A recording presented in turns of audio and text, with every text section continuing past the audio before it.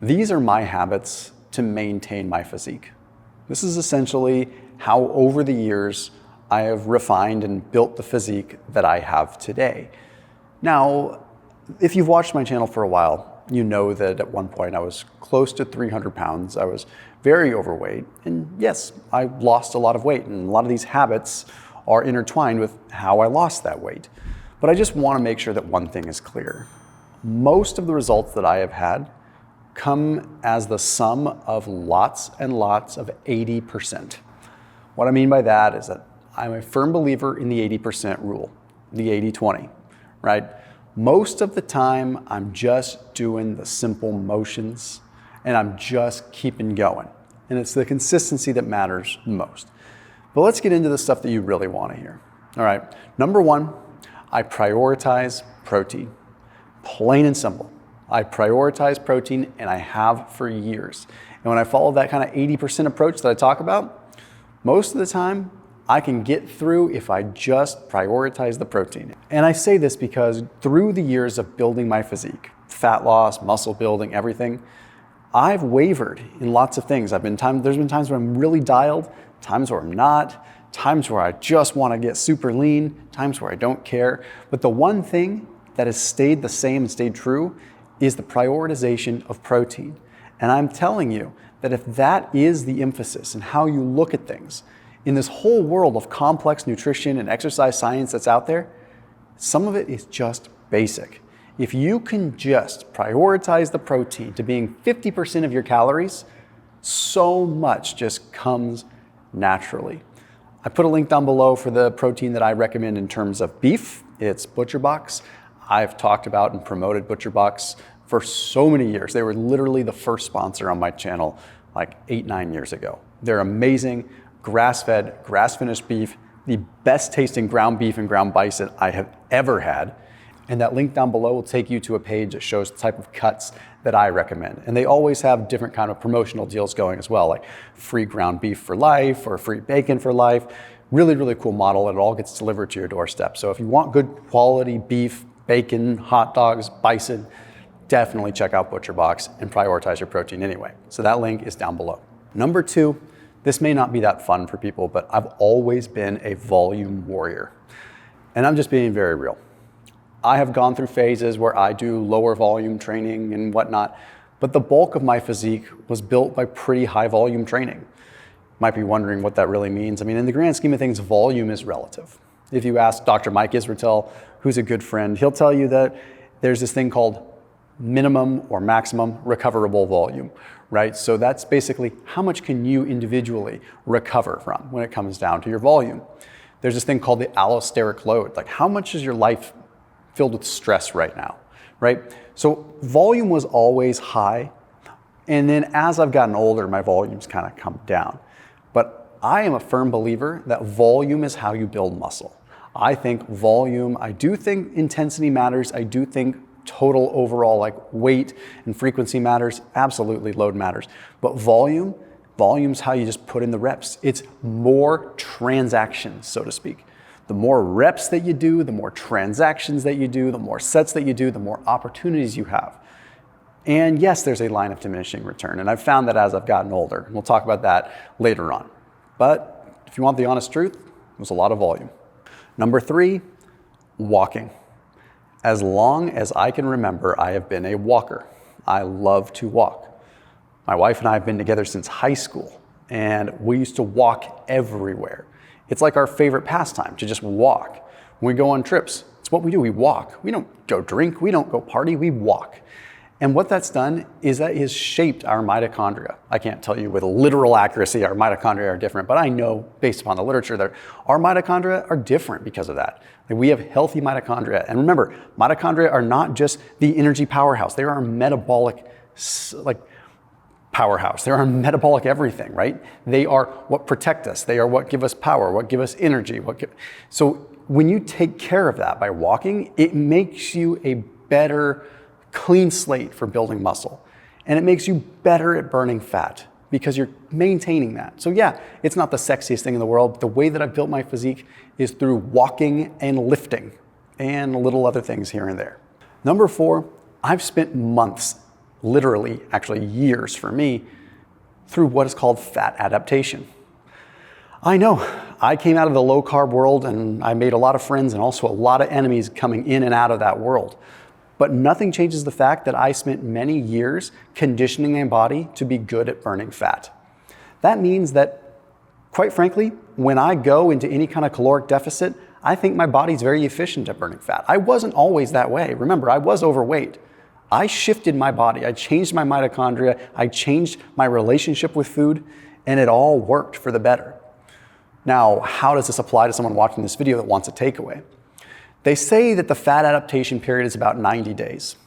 So if you can commit to 90 to maybe 120 days of doing some kind of low carb, you might be able to actually get yourself a little bit of that fat adaptation, and then maybe once a year dip your toe in the water and do a month of low carb, just to kind of maintain that metabolic flexibility. I know people have what they have to say about it, but honestly, and I know my genetics play a role too, but I don't think I have the best genetics.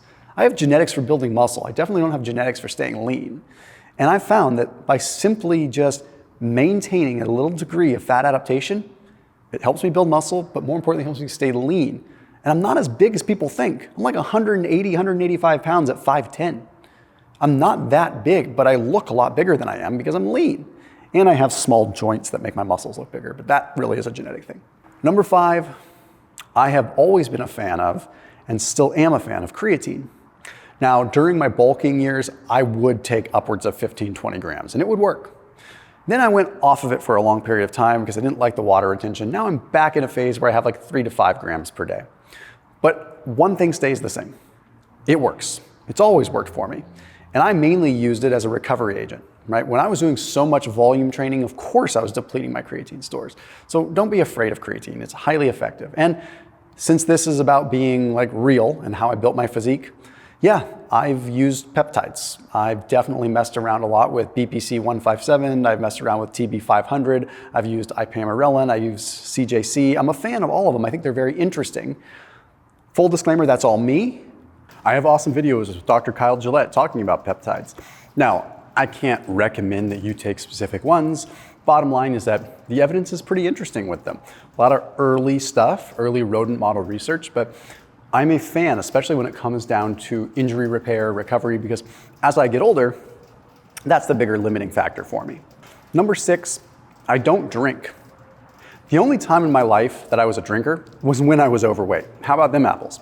So when I was wining and dining clients, when I was in the corporate healthcare world, it made sense for me to drink until it wasn't making sense anymore.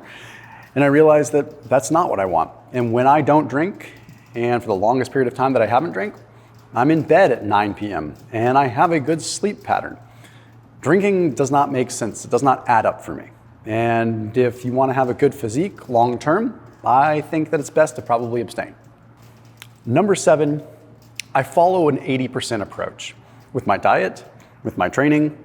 And the funny thing is that if you were to look at the videos that I put out online, you'd think that I'm just obsessed and that I'm probably a terrible person to be around that's just obsessed with every little thing. No, the cool thing is that I've been doing this for so long that the 80% approach just works for me. I can apply 80% of what I teach and apply 80% of it, and that's all you need. If you're gonna burn out because you're diving 100% into optimization because there's so many optimization videos out there, you're gonna set yourself back.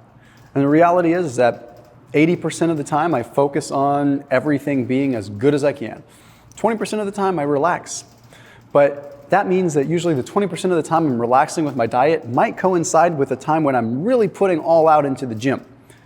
But the funny thing is that it's easy to get wrapped up in that, being like, oh, I relaxed on my diet and I got stronger in the gym. So then you kind of do that for a while, and then you realize, well, that's not really working anymore. It's better to just kind of weave in and out of this. So by 80% with my diet, I mean something like this. And I don't mean in literal percentages of macronutrients. I mean in terms of how I focus on it. If I were to take 80% of my diet, 20% of my focus goes to protein, 20% of my focus goes to fiber, 20% of my focus goes to micronutrition, 20% of my focus goes to quality fats, and 20% of my focus goes to fun foods. Like, that doesn't mean it's junk food, it means it's food that I relax about, right? So as long as I'm checking those other 4 boxes, that 5th box can just allow me to relax. And it's all put into a nice umbrella of good timing.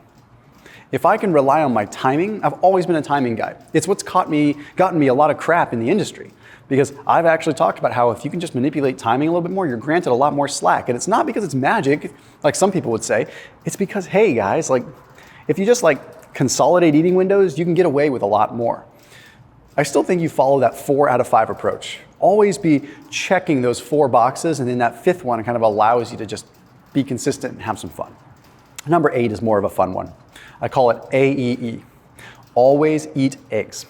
As long as I can remember, eggs were my primary protein source.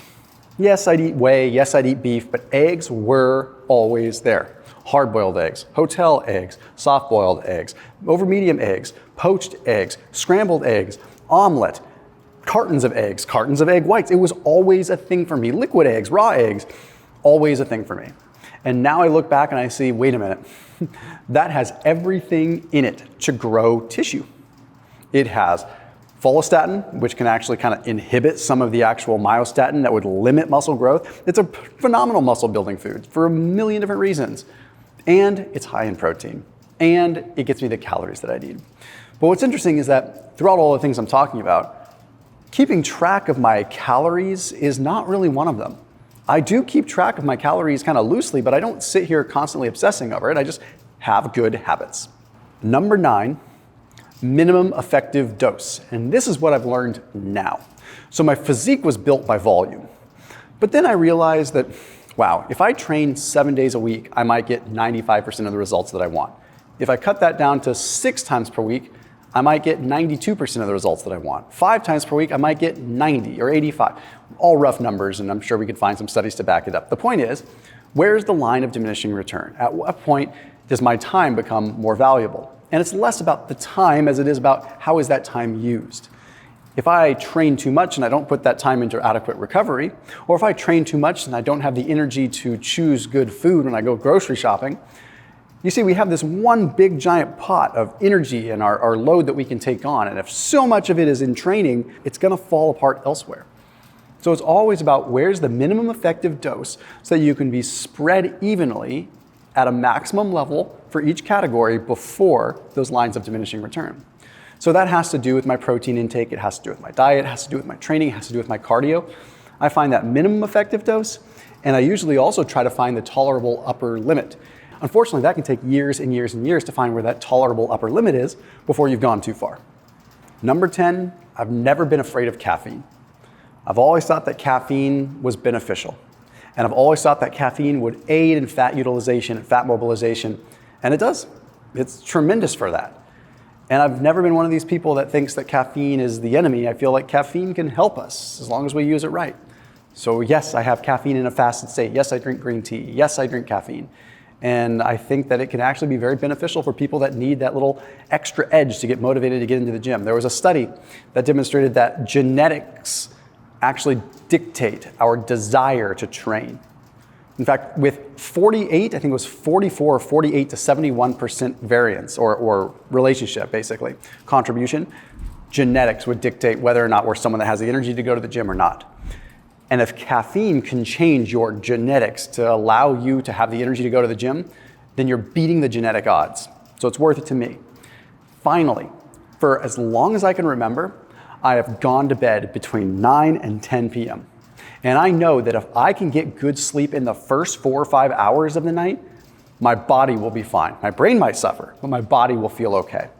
My point in saying that is that in the first few hours of sleep is when you get the growth hormone pulses. And when I think from a biological, ancestral, evolutionary, however you want to call it, whatever situation standpoint, we're designed to be able to make sure we get that front-loaded sleep because that repairs our body. Everything else repairs our mind.